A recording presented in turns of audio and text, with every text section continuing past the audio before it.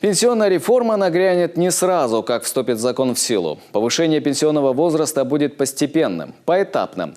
С 60 до 65 лет для мужчин и с 55 до 63 для женщин. Ожидается, что изменения стартуют с 2019 года. Однако, как сегодня отмечают эксперты, окончательный вариант законопроекта претерпит изменения. Например, могут скорректировать возраст выхода женщин на пенсию. Установить на уровне 60 лет, что касается, в частности, нашей республики. В законопроекте сохранена норма, которая сегодня прописана в Федеральном законе о страховых пенсиях.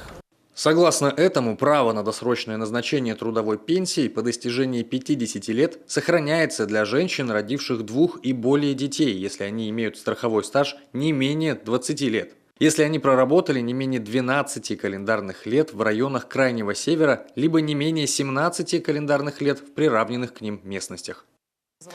Повышение пенсионного возраста необходимо, однако реформа требует доработки. К такому выводу пришли эксперты Общественной палаты России. У них возникло много вопросов. В частности, общественников интересует, как новая пенсионная система учтет региональную специфику северян и будет ли реализован принцип «чем больше детей, тем раньше выход на пенсию». Коллеги говорят, наверное, надо привязывать количество детей к пенсионному возрасту. Чем больше детей в семье, наверное, и мать, и отец должны рассчитывать на более низкий пенсионный возраст. Тоже тема. Образование. Говорят, надо переучивать людей старшего возраста, если будут другой спектр профессий. Как изменить, подстроить систему образования, как создать блок образовательный, который бы работал с людьми старшего возраста. В то же время общественники убеждены, реформа неизбежна. Нынешний пенсионный возраст был утвержден 60 лет назад в СССР.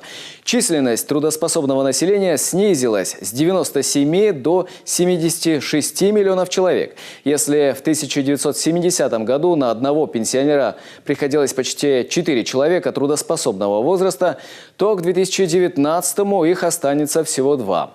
В случае повышения пенсионного возраста число занятых уже через 5 лет увеличится на 1,5 миллиона человек. Средняя пенсия в России к 2024 году может составить 20 тысяч рублей. После реформы пенсионеры начнут получать прибавку к пенсии по 1000 рублей в месяц, в то время как до реформы индексация составляла 380-450 рублей. Константин Куратов, Татьяна Супряткина, телеканал Юрган.